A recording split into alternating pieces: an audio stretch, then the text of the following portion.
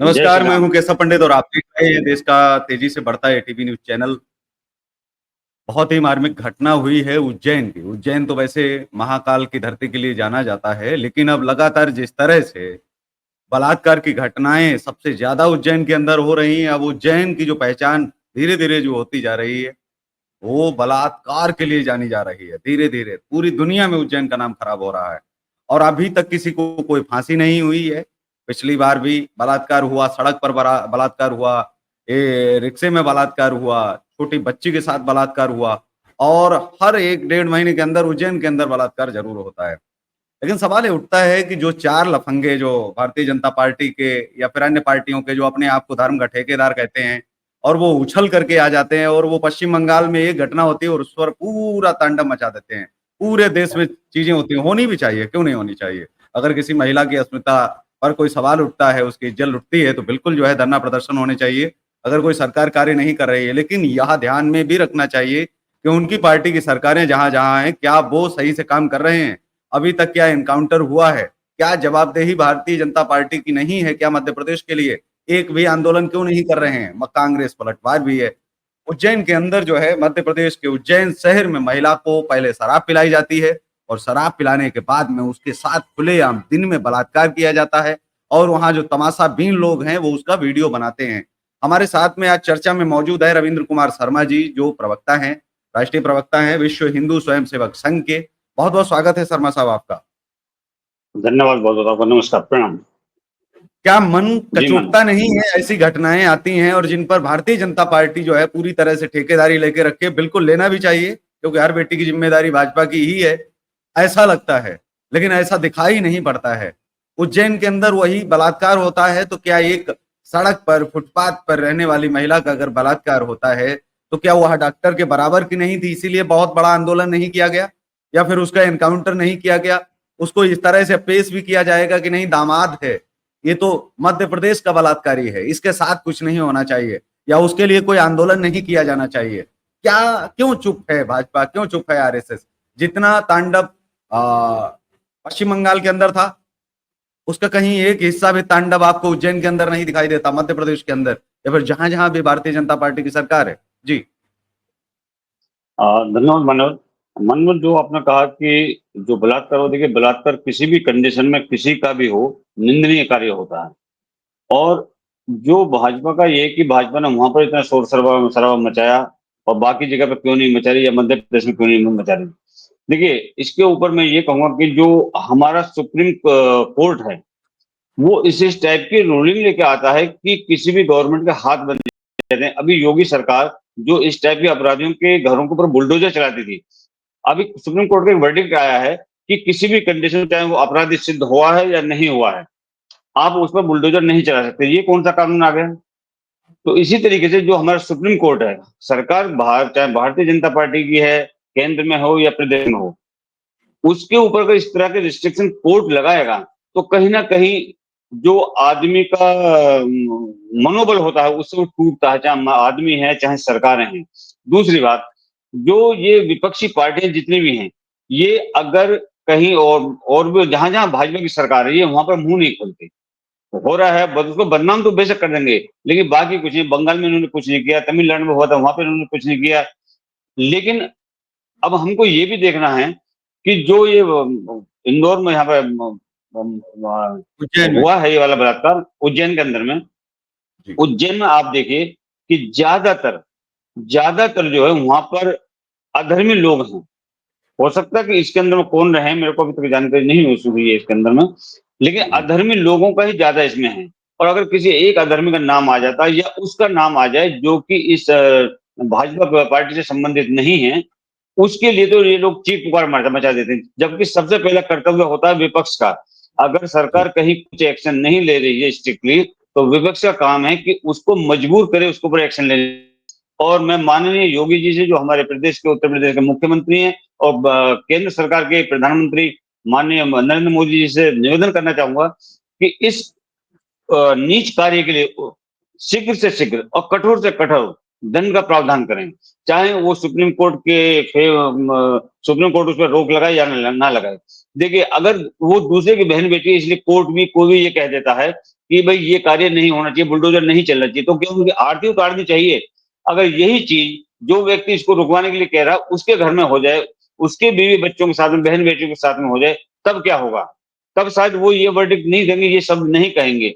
इसलिए इस टाइप के लोगों के खिलाफ जहां तक हो सकता है कठोर से कठोर कार्रवाई करनी चाहिए मान्यवर। और भाजपा को भी, अगर इन्होंने ऐसा नहीं किया तो इनकी भी मैं निंदा करता हूं, इनको भी इसके विरुद्ध अपनी आवाज उठानी चाहिए। धन्यवाद। जी, लेकिन सवाल वही फिर उठता है कि हमारे साथ में डॉक्टर अविरल मलिक जी जुड़ गए हैं, जो भारतीय जनता पार्टी के राष्ट्रीय प्रवक्ता हैं।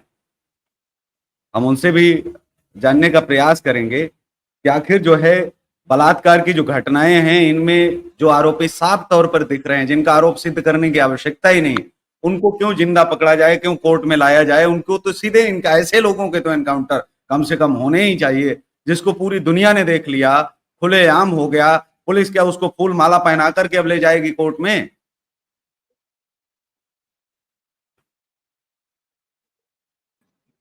जी डॉक्टर मलिक, आपका मेरे से सवाल है। जी जी, आपसे ही कि क्यों आखिर जो है ऐसे लोगों के घर पर बुलडोजर चलते थे जो आरोपी थे, और उस पर सुप्रीम फैसला आया, क्योंकि उसको दुनिया ने नहीं देखा था। अब तो आपको जो है जो सामने दिख रहा है उसको लेकर के क्या सवाल नहीं उठेंगे कि जब वही पश्चिम बंगाल के अंदर होता है तो उसको लेकर के भारतीय जनता पार्टी वहां पर बहुत बड़ा तांडव और ये सारा कुछ करती है, लेकिन भारतीय जनता पार्टी आज उज्जैन में घटना हो गई है उस चुप क्यों है? और उज्जैन में लगातार बलात्कार हो रहे हैं, लगातार का मतलब लगातार। जी, जब से डॉक्टर मोहन यादव आए हैं सत्ता में तब से बलात्कार थम नहीं रहे, खास करके उज्जैन में। जी नहीं, देखिए, इस प्रकार से उज्जैन को बदनाम करना उचित नहीं होगा, लेकिन जहां तक बात है मोहन यादव जी की, तो मोहन यादव जी आए इसीलिए इस प्रकार की घटनाएं घटित हो रही हैं, ये कहना भी किसी प्रकार से उचित मेरे अनुसार नहीं होगा। लेकिन हाँ, अगर इस प्रकार की घटनाएं घटित हो रही हैं तो कार्रवाई निश्चित रूप से हो रही है और होनी चाहिए, कड़ी कार्रवाई होनी चाहिए, और निश्चित रूप से कड़ी कार्रवाई होगी, भविष्य में भी होगी, पूर्व में भी हो रही थी, और कड़ी कार्रवाई होगी। किसी भी व्यक्ति को, किसी भी दोषी को बख्शा किसी कीमत पर नहीं जाएगा। कानून के अनुरूप चलकर उसके ऊपर कठोरतम कार्रवाई की जाएगी, कानून के अनुसार उसे निश्चित रूप से सजा दी जाएगी।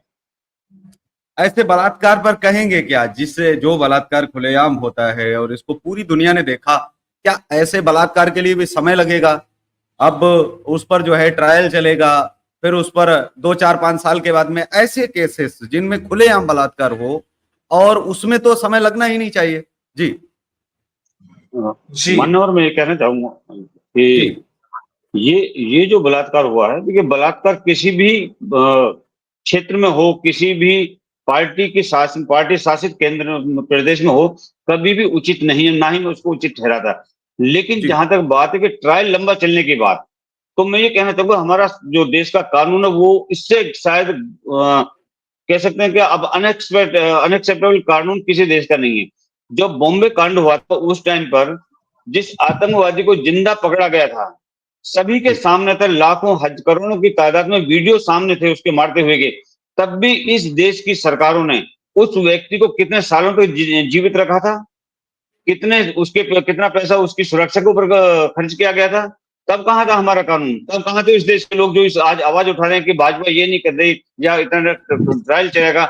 मैं तो ये कहता हूं कि अगर कोई ये कहता है, उनको क्या कहेंगे जो लोग वीडियो बना रहे थे, और वो अगर चाहते तो उस महिला को बचा सकते थे, उस आरोपी को दबोच सकते थे, उसको वहीं पर कहते हैं कि मॉब लिंचिंग हो जाती है गाय के मांस के लिए, तो क्या मॉब लिंचिंग भी तो ऐसे आरोपियों के, ऐसे ऐसे आरोपी क्या है, ऐसे दोषियों की क्या लिंचिंग नहीं हो सकती थी? या वहां पर भीड़ के बिल्कुल हो अंदर सकते। क्या खून नहीं खौला इस बात को मैं लेकर के किसी भी मैं व्यक्ति के वही अंदर? कह रहा हूँ कि कहीं ना कहीं इस टाइप के जो ये लोग हैं जो कि खड़ा होकर के तमाशा देखते हैं, अगर ये वाकया उनके अपनों के साथ में होता तो क्या वो चुप रहते? नहीं रहते कभी भी।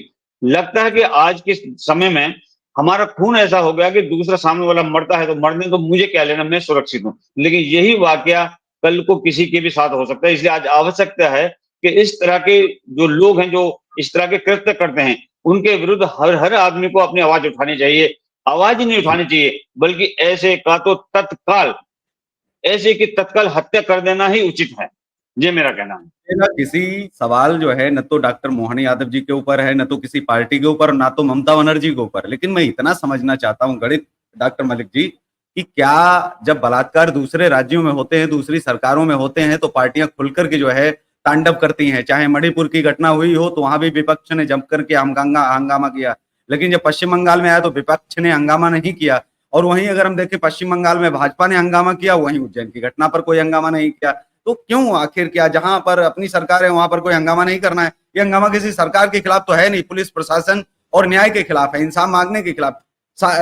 उनके लिए तो कम से कम हंगामा करना ही चाहिए। अगर खड़े नहीं लोग होंगे इस वजह से कि यहाँ पर भाजपा की सरकार है, या विपक्ष इसलिए खड़ा नहीं होगा क्योंकि यहाँ पर ममता की सरकार है, तो कैसे चलेगा? देश की कानून व्यवस्था को कैसे ये सबक जो है सिखाया जा सकता है कि सही न्याय मिल सके लोगों को? इसके लिए लोग एकजुट कब होंगे, कब पक्ष विपक्ष हट करके एक साथ कब खड़े होंगे?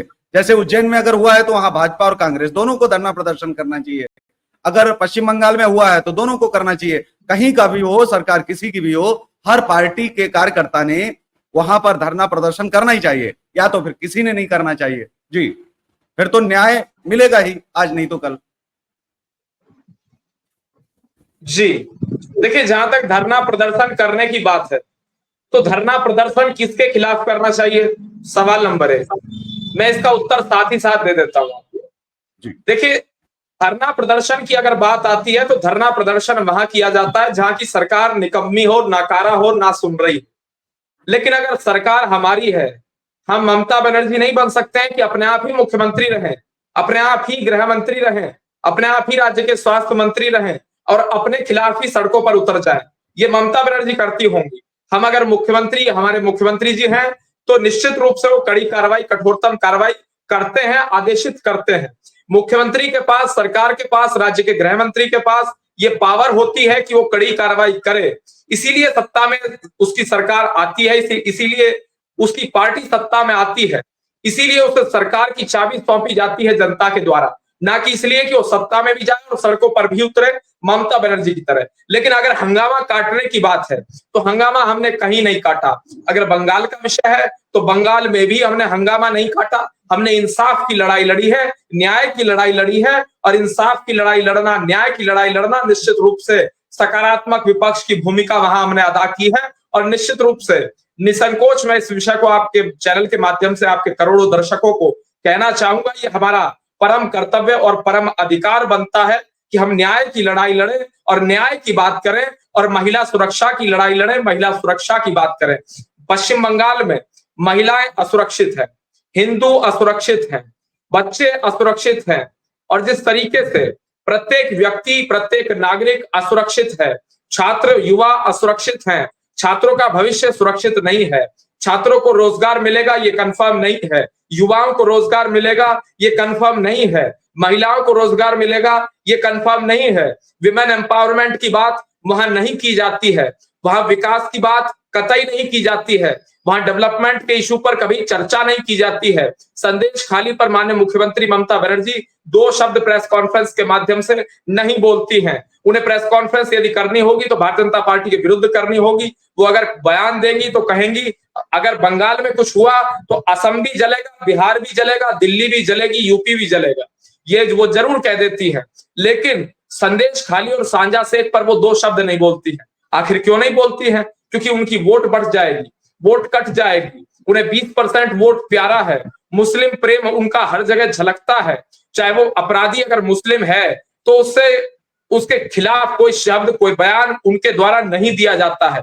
ये उनकी वोट बैंक पॉलिटिक्स है, और ये एक प्रकार से जो वोट बैंक की राजनीति वो कर रही है, ये ज्यादा लंबे समय तक नहीं चलेगी। हाँ, लेकिन कुछ दिनों के लिए फायदा अवश्य कर देती है, लेकिन long term benefit, long term gain किसी भी पॉलिटिकल पार्टी को वोट बैंक कभी होता नजर नहीं आया। अगर आप इतिहास की बात करें, वीपी सिंह से लेके आज तक की आप बात कर लीजिए, वीपी सिंह के दौर की बात करिए, चंद्रशेखर जी के दौर की बात करिए, पुरानी तमाम सरकारों की आप बात कर लीजिए, उस समय किस तरीके से वोट बैंक की अगर किसी भी राज्य के द्वारा, किसी भी राजनीतिक दल के द्वारा राज्य में अपने प्रयास किया गया तो कुछ समय के लिए उसे फायदा जरूर हुआ, लेकिन long term gain, long term benefit उसे नहीं हुआ, इसलिए टीएमसी समाप्त हो जाएगी। चलिए एक बड़ा गंभीर सवाल है। ऐसा नहीं, मैंने कोई ये नहीं कहा है कि आपने समय समय पर किसके साथ गठबंधन किया, उससे कोई लेना देना नहीं, और ये प्रश्न बनता नहीं है, क्योंकि यहाँ बलात्कार जैसा गंभीर मुद्दे पर हम लोग जो है चर्चा कर रहे हैं। मैं एक सवाल पूछना चाहता हूँ शर्मा जी आपसे कि अगर पश्चिम बंगाल के अंदर भी 5 साल के अंदर किसी बलात्कारी को जो है दंड मिलता है या फिर न्याय होता है 20 साल की सजा या फांसी, 20 साल की सजा या 10 साल की सजा, और वही सजा जो है पश्चिम बंगाल में भी होती है, वही मध्य प्रदेश में होती है, वही छत्तीसगढ़ में, वही उत्तर प्रदेश में, फिर न्याय व्यवस्था, फिर सरकार ये कैसे दावा ठोक सकती है कि हमारे राज्य में अच्छा न्याय हो रहा है, हमारे राज्य में अच्छा न्याय हो रहा है, हमारे राज्य में अच्छा न्याय हो रहा है? जी शर्मा जी। मनोज, देखिए मैं आपको बताता हूँ कि मैं किसी पार्टी को बिलोंग नहीं करता, किसी को सपोर्ट नहीं करता। मैं अपने विश्व हिंदू स्वयंसेवक संघ को रिप्रेजेंट करता हूँ और मेरी संघ की दृष्टि बिल्कुल साफ है। देखिए, किसी भी प्रदेश के अंदर जो 5 साल या 10 साल का जो टाइम है, वो इस देश की सरकार नहीं ले रही, बल्कि इस देश का कानून लेता है। हाँ, जहां पर भाजपा की सरकार है, मैं बात करूंगा अपने उत्तर प्रदेश की, क्योंकि मैं उत्तर प्रदेश में रहता हूं, तो मेरा इंटरेस्ट मेरे उत्तर प्रदेश से ज्यादा होगा। मेरा मुख्यमंत्री, इधर आप अपराध करो, अगले चौराहे पर आपको उसका सबक सिखा देता है। लेकिन इस देश के कानून ने अभी मेरे मुख्यमंत्री के हाथ बांध दिए कि आप बुलडोजर क्यों चलाते हो, आप ये क्यों करते हो, आप वो क्यों करते हो। मैं एक सवाल पूछना चाहता हूं इस देश के हर एक नागरिक से, आपके चैनल के माध्यम से, कि अपराधियों को गोली मारनी चाहिए या उनकी आरती उतारनी चाहिए? अगर ये लोग कहते हैं कि भाजपा ने वहां पर विरोध प्रदर्शन नहीं किया, ये नहीं किया, विरोध अपने खिलाफ विरोध प्रदर्शन वो व्यक्ति करेगा जिसके अंदर में कमियां होंगी। जैसे ममता बनर्जी ने किया था, किसके खिलाफ किया था? अपने खिलाफ। खुद डिसीजन लीजिए ना भाई। अगर आप वहां पर प्रदर्शन कर रही हैं, सब पोर्टफोलियो आपके पास में, हर एक मिनिस्ट्री आपके पास में, और आप वहां पर प्रदर्शन कर रही है, किसके लिए? आप दिखावा कर रही है क्या? भाजपा शासित प्रदेश के अंदर में जितने भी, जहां जहां भाजपा की गवर्नमेंट है, पहली बात तो वहां पर कोई भी अगर अपराध होता है इस तरह से, तो भाजपा कभी उसको सपोर्ट नहीं करती, कभी भी। दूसरी बात, भाजपा उसके ऊपर में एक्शन लेती है, खुद के खिलाफ वो प्रदर्शन नहीं करती। क्यों? क्योंकि भाजपा सरकार को पता है कानून कैसे बनाया, कानून का इम्प्लीमेंटेशन कैसे किया जाता है, अपराधी को सजा किस तरह दी जाती है। जी, मेरा सवाल योगी जी पर इसलिए नहीं है क्योंकि योगी जी उत्तर प्रदेश में बहुत बेहतर काम कर रहे हैं और प्रशासन बहुत बेहतर काम कर रहा है, लेकिन दोहरा रवैया अपनाया जा रहा है। जैसे बहुत सारे कांड आए जिसमें गैंगरेप का मामला आया है योगी सरकार में ही, जिसमें पुलिस वालों ने गैंगरेप थाने के अंदर किया, आपने सुना होगा। और लगातार पुलिस वालों के बहुत सारे ऐसे मामले आए जहां पुलिस वालों ने बलात्कार किए, लेकिन ये जो घर गिराए जाते हैं केवल आम आदमी के गिराए जाते हैं। जो मतलब बलात्कार के आरोपी आम आदमी है तब तो घर गिर जाता है, लेकिन कोई पुलिस वाला है तो उसका कोई घर नहीं गिराया जाता है। मतलब क्या ऐसी वजह है? पुलिस वालों में ज्यादा काट रहती है कि नहीं इनका घर नहीं गिराना है? देखिए, पुलिस वाले का नहीं गिराया गया। मैं आपको बता रहा हूँ, अतीक कोई मामूली नहीं था, जमीन दोज कर दिया वो। मैं पुलिस की बात कर रहा हूँ, क्या पुलिस कर्मियों के घर क्यों नहीं गिराए जाते? अगर वो किसी भी ऐसे बलात्कार जैसे जघन्य अपराध में पूरा का पूरा थाना सिर्फ सस्पेंड किया जाता है और उनके घरों पर कोई बुलडोजर कार्रवाई नहीं होती है, क्या ये दोहरा रवैया नहीं है? जी नहीं, डॉक्टर कसम, I would like to explain this regard कि देखिए, ये जो बड़े बड़े जिनके आवाजें आती हैं उनका घर गिरा दिया, उनका घर गिरा दिया, उसके ऊपर मीडिया अपनी आंखें चुपा के रखता है कि क्या हो रहा है क्या नहीं हो रहा है इसके साथ में। आम आदमी का, जो आम अपराधी होते हैं, अगर उनके खिलाफ जो सरकार एक्शन लेती है, बुलडोजर चलाती है, तो उसके ऊपर भी बुलडोजर चलता है, उसके अपराधी के घर के ऊपर भी। लेकिन हमारा मीडिया उस चीज को नहीं दिखाता। मीडिया एक चीज दिखाता है कि योगी सरकार या भाजपा सरकार सिर्फ कुछ लोगों के ऊपर करती है, बाकियों को छोड़ देती है। सच्चाई ये है कि इस प्रदेश की जब भाजपा सरकार किसी के प्रति भी दया की भावना नहीं रखती, अगर कोई अपराधी है तो उसके ऊपर में एक्शन जरूर होता है, हर कीमत में होता है। अब मैं एक चीज पूछना चाहता हूं आपके चैनल के माध्यम से, देश से। अभी कुछ दिन पहले सलाउद्दीन चौधरी, जो कि बांग्लादेशी पत्रकार हैं, उन्होंने बहुत सारे खुलासे किए हैं, बहुत सारे। कि मैं इस संदर्भ में इसको कह रहा हूं कि भाजपा जब भी एक्शन लेती है तो पूरा जो प्रोसीजर है कोर्ट का या कानून का, उस नियमों का पालन करती है। उसमें क्या क्या खुलासे हुए हैं, अगर चाहें, या डिक्टेटरशिप अगर ये सरकार कर रही है, तो अभी तक तो कब उससे कुछ हो गया होता। लोगों की असलियत खोल के रखी उस बंदे ने। बांग्लादेश में क्यों ये कांड हुआ वो भी उसने बताया है, किसकी सह पर हुआ, किसने क्लियरेंस दिया वो भी बताया गया है। उसके ऊपर विपक्ष नहीं बोलता, उसके ऊपर कोई राजनीतिक पार्टी नहीं बोलती, क्यों नहीं बोलती? भाजपा कभी भी वन साइडेड फेवर या वन साइडेड फैसले नहीं करती। वह भाजपा बहुत ही ज्यादा संतुलित अपने फैसले लेती है, जिससे कि किसी भी कानूनी प्रक्रिया में उनके ऊपर कोई उंगली ना उठाए। इसलिए भाजपा को दोष देना या वहां पर ये हो गया भाजपा एक्शन नहीं लेगी, नहीं, हर कीमत पर एक्शन हो रहा है और लेगी। और आप समय का इंतजार कीजिए, रिजल्ट हमारे सामने होगा बहुत ही शीघ्र। ठीक है, ये कोई कांग्रेस की पार्टी नहीं है, कि खानदानी पार्टी नहीं है कि एक खानदान ने जो डिसाइड कर लिया वो कर लिया, वो हो जाएगा। ये एक इस टाइप की पार्टी की जिसमें कि सभी की सहमति से फैसले होते हैं।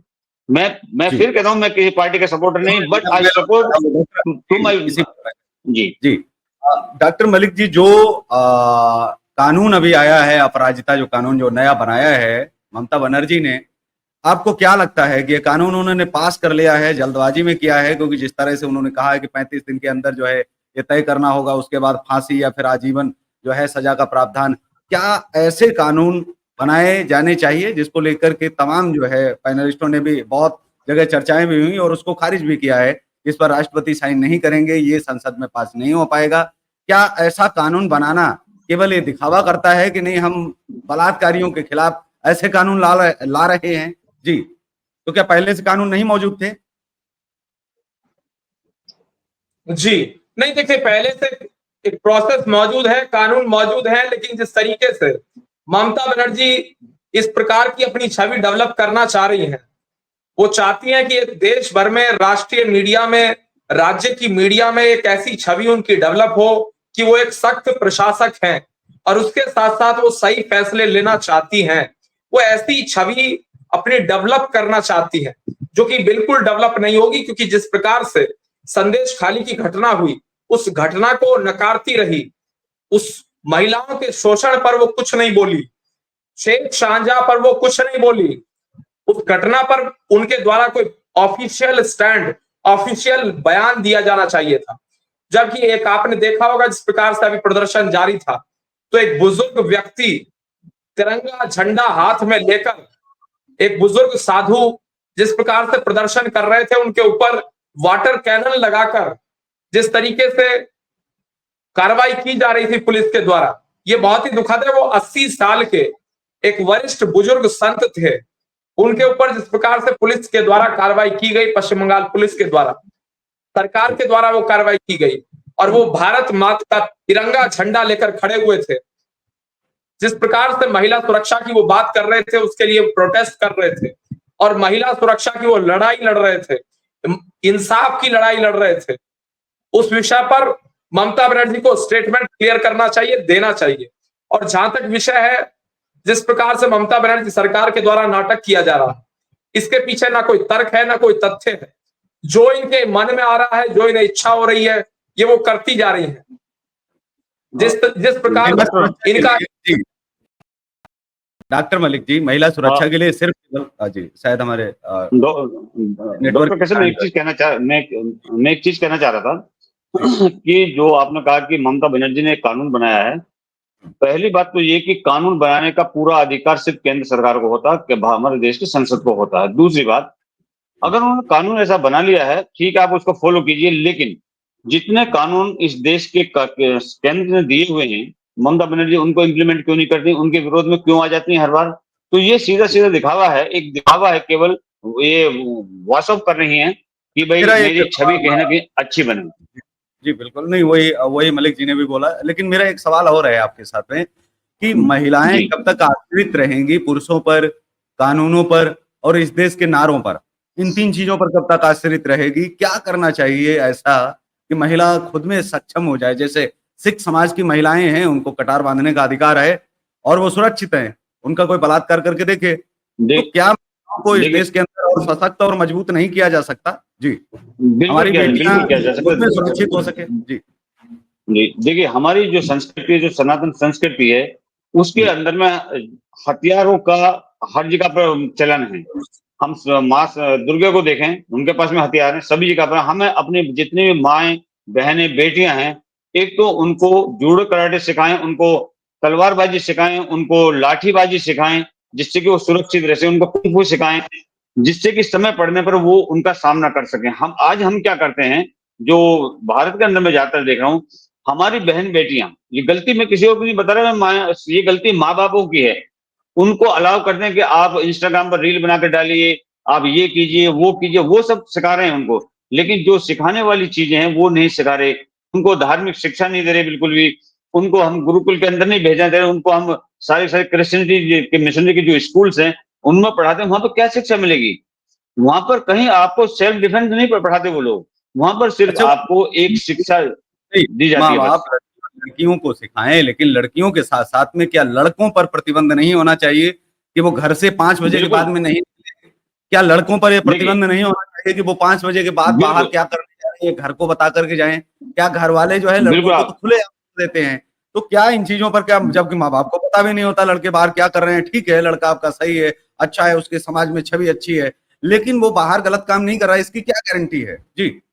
देखिए मैं इसके बारे में कहना चाहूंगा, जहां हम रिस्ट्रिक्शन बेटियों के ऊपर लगाते हैं, उससे कहीं ज्यादा रिस्ट्रिक्शन हमको बेटों के ऊपर लगाना चाहिए। जितने हम शिक्षा अपनी बेटियों को देते हैं, उससे ज्यादा संस्कार और शिक्षा हमको अपने बेटों को देनी चाहिए।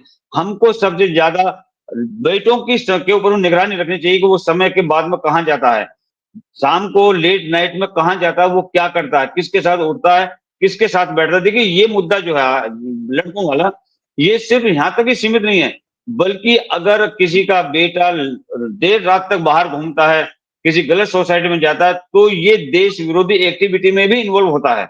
ये आप देखेंगे हर जगह पर, जो जो जो लड़के देर रात तक इधर उधर घूमते हैं, शराब पीते हैं, ये करते हैं, वो करते हैं, वही कहीं ना कहीं जाकर के देश विरोधी गतिविधियों में शामिल होते हैं। एक आध को अगर मैं छोड़ दूं, तो मुझे नहीं लगता कि इस इंडिया के हिस्ट्री में कोई लड़की देशद्रोही कार्य में शामिल हुई हो। एक आध को जी। छोड़ना वो बात अलग हो सकता है, लेकिन मेजोरिटी जो देशद्रोहियों की है वो लड़कों की ही है। तो मेरा ये कहना कि जितने भी माँ बाप हैं, उन सबको बेटियों से ज्यादा अपने बेटों को टाइट करना चाहिए। उनको सिखाना चाहिए कि बहन बेटी की इज्जत किस तरह से की जाए। एक बेटी की इज्जत के मायने क्या होते हैं, ये हमको बेटों को सिखाना चाहिए, ना कि बेटियों को। बेटियों को जी। हमको सेल्फ डिफेंस सिखानी चाहिए, लेकिन बेटों को ये शिक्षा देनी चाहिए कि एक बेटी की इज्जत क्या होती है। तो जी। आवश्यकता है नहीं, आज हमारे से ज्यादा कि हम साथ बेटों को मलिक जी टाइट हमारे करें। साथ से बीच में कट गए थे, और मलिक जी, मेरा आपसे वही सवाल है जो शर्मा साहब से किया कि हम लड़कियों को तो बताते हैं कि 5 बजे के बाद बाहर न निकलो, 6 बजे के बाद बाहर न निकलो, क्या बेटों पर ये प्रतिबंध नहीं लगाया जा सकता है? माँ बाप बेटों से भी तो पूछ सकते हैं कि आखिर तुम 5 बजे के बाद क्या करने जाते हो? 6 बजे के बाद अगर काम खत्म है तो तुम बाहर क्या करने गए हो? तुम्हारे दोस्त के साथ कैसे आप घूम सकते हो? एक समय क्या सुनिश्चित नहीं कर सकते हैं हमारे घरों के परिवार, हमारे जो लोग हैं, जो सोसाइटी में बातें तो बहुत बड़ी-बड़ी करते हैं, लेकिन लड़कियों पर जो प्रतिबंध लगाते हैं, वही प्रतिबंध अगर बेटों पर लगाया जाए तो क्या इसमें कमी आएगी? और फिर 6 बजे के बाद एक ऐसा नियम बना दिया जाए कि अगर कोई बिना कारण बाहर घूमता पाया जाए, तो उस पर कम से कम ₹500 का तो जुर्माना लगाया ही जाना चाहिए अगर बिना कारण बाहर आया है। तो मैं ये समझता हूँ धीरे-धीरे, क्योंकि एक समय जैसे 11 बजे, 12 बजे रात्रि में बिना कारण के घूम रहे हैं, तो ऐसे लोग समाज में क्या स्थापित करेंगे, क्या बताएँगे? मतलब अगर परिवार उसमें इन्वॉल्व है और वो हर रोज़ घूम रहे हैं, तो कहीं न कहीं गलत संगत धीरे-धीरे वो फिर और गलत कृत्यों में पड़ते चले जाएँगे। तो इसके लिए क्या कुछ ऐसे कानून नहीं होने चाहिए? जैसे बहुत सारे देश हैं, जहाँ पर कानून है कि सऊदी अरब में भी है, आप 8 बजे के बाद बाहर सकते हो बिना, आपको रीज़न देना पड़ेगा, आपके परिवार को भी फ़ोन किया जाएगा कि भई बाहर आप किस लिए घूम रहे हैं? क्यों आप बाहर आए हैं? जी। जी। देखिए, जहाँ तक संविधान का विषय है, जहाँ तक कानून का विषय है, ये एक प्रकार से सबकी स्वतंत्रता है कि वो कौन कहाँ जाना चाहता है, कहाँ आना चाहता है। किसी प्रकार की कोई बंदिश नहीं है और ना ही होगी। लेकिन सेल्फ डिसिप्लिन सबके अंदर निश्चित रूप से होना चाहिए। जिस प्रकार से सही कार्य करने की बात है, तो गलत कार्य करने का सवाल उठना ही नहीं चाहिए। सबसे पहली बात तो ये है।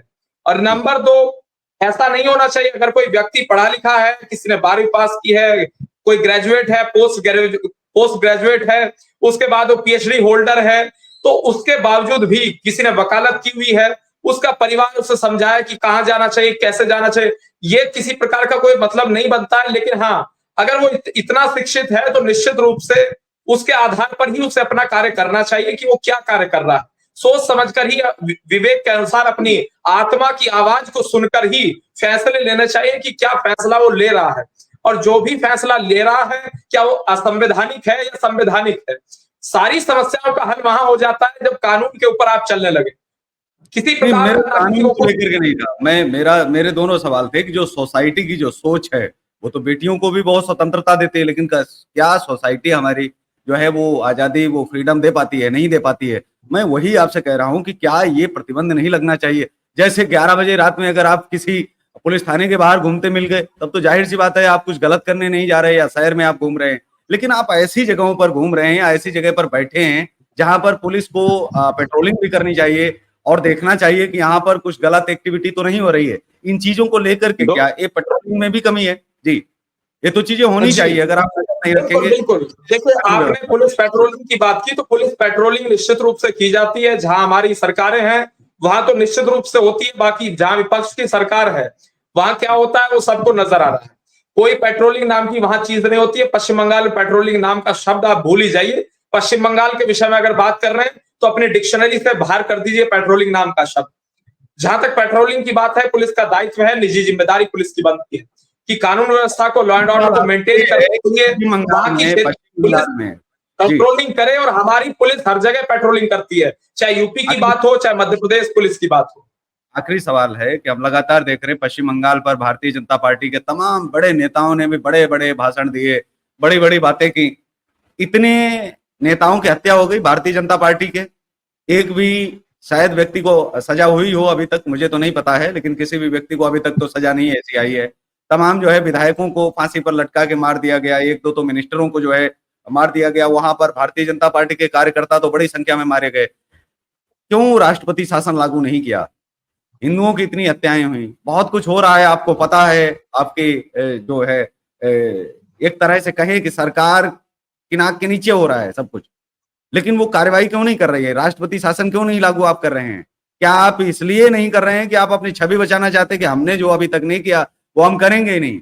जी, देखिए, नंबर एक, हमने कहीं राष्ट्रपति शासन लगाने का कार्य नहीं किया। हाँ, तो और यही उसके वजह तो नहीं है कि आप वहां भी नहीं बावजूद लगाना चाह रहे? जी, सुनिए सुनिए, उसके बावजूद भी भारतीय जनता पार्टी को तानाशाह पार्टी बताया जाता है झूठ में, जबकि हमने कहीं राष्ट्रपति शासन नहीं लगाया। और आपको मालूम ही होगा, इंदिरा गांधी जी ने कितनी बार राष्ट्रपति शासन लगाने का कार्य किया, जवाहरलाल नेहरू जी ने कितनी बार राष्ट्रपति शासन लगाने का कार्य किया, लेकिन हमने राष्ट्रपति शासन नहीं लगाया। इस बात का निश्चित रूप से हमें गर्व है। लेकिन हाँ, जहां तक बंगाल का विषय है, भविष्य में जो भी आवश्यक होगा वो किया जाएगा, लेकिन जनता के द्वारा अपने आप ही टीएमसी को सत्ता से बेदखल करने का कार्य किया जाएगा चुनावों के दौरान, वोट की चोट करके। और नंबर 3, मैं आपको बताना चाहूंगा, अगर राष्ट्रपति शासन लगा दिया जाता है, आप कल्पना कीजिए, अगर वो राष्ट्रपति शासन लगता है, तो उसके बाद किस प्रकार से आप ही के चैनलों पर तृणमूल कांग्रेस के प्रवक्ता नेता बेचारा बनकर बैठने का कार्य करेंगे, ये बेचारा साबित करने का खुद को कार्य करेंगे। और जबकि कृत्य इन्हीं के द्वारा किए जा रहे हैं, लेकिन ये बेचारा बनने की कोशिश करेंगे। नंबर 4, जहां तक बात है राष्ट्रपति शासन लगा देने की, देखिए, जो पुलिस है वो वही रहती है। और पुलिस का क्या रोल है, वो कोलकाता पुलिस कमिश्नर की बाइक का इस्तेमाल कहां हुआ था, संजय रॉय ने इस्तेमाल किया था, वो आपको मालूम ही होगा। तो जिस तरीके से पुलिस के द्वारा कार्य किया जाता रहा, वहां एक पक्ष के हित में किया जा रहा है, तो ये बहुत दुखद है। एक पक्ष का, एक पार्टी का कार्यकर्ता बनके पुलिस भी कार्य ना करे, मैं तो यही सलाह देना चाहूंगा। इसके डॉक्टर मैं आपसे एक निवेदन करना चाहूंगा, क्योंकि आप भारतीय जनता पार्टी के प्रवक्ता हैं, तो मैं एक निवेदन करना चाहूंगा कि आप केंद्र सरकार को निवेदन करें कि जिस तरह से फौज के अंदर में पोस्टिंग होती है एक स्थान से दूसरे स्थान पर, उसी तरीके से जो पुलिस है इस देश की, उन पुलिसों को हम स्टेट पुलिस ना बना करके इंडियन पुलिस बनाएं, और किसी भी व्यक्ति को उसके अपने स्टेट में ना रहने दिया जाए। अगर ये कार्य हो जाता है, तो मैं ये गारंटी देता हूं कि 90% अपराधों में कमी आ जाएगी इसके अंदर। इसमें कोई शक नहीं है, क्योंकि फौज के अंदर में वही होता है, डिफेंस सर्विसेज में वही होता है। हम वहां देखिए, डिफेंस वाला कोई भी आदमी किसी भी लोकल आदमी से कभी मिक्सअप नहीं होता। उसका कारण यही है कि उसको पता है मेरे को 3 साल यहाँ पे रहना, मैं अपना काम पूरी श्रद्धा के साथ करूंगा। इसी तरीके से अगर स्टेट पुलिस को हम मिक्स करके और इंडियन पुलिस बना दें, और वेरी वेरी एक्सट्रीम ग्राउंड्स के ऊपर में, कंपेशनेट ग्राउंड्स पर उनको हम स्टेट पोस्टिंग दें, अदरवाइज नहीं दें, तो उस कंडीशन में जो वेस्ट बंगाल में आज हो रहा है वो नहीं होगा।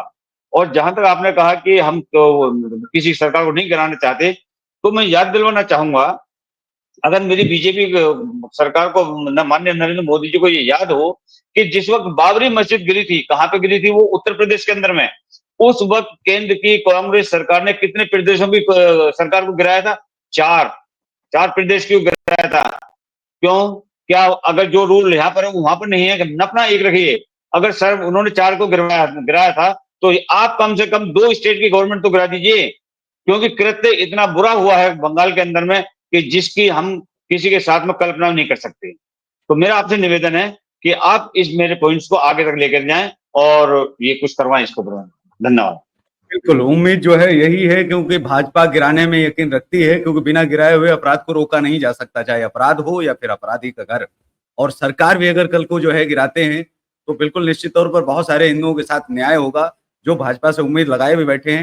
लेकिन साथ ही जो रविंद्र कुमार शर्मा जी ने एक सुझाव दिया है कि इसको क्यों ना स्टेट पुलिस की बजाय इंडियन पुलिस इसको जो है कर दिया जाए, ताकि आर्मी की तरह से काम हो सके। अपराधों में जो वृद्धि हो रही है, जो लगातार बढ़ रहे हैं, वहाँ जो है उनमें कमी आएगी। तो इसी के साथ इस कार्यक्रम में बस इतना ही। हमें दीजिए इजाजत, नमस्कार। और आप देखते रहिए देश का तेजी से बढ़ता एटीवी न्यूज चैनल। जय हिंद, वंदे मातरम। जय भारत।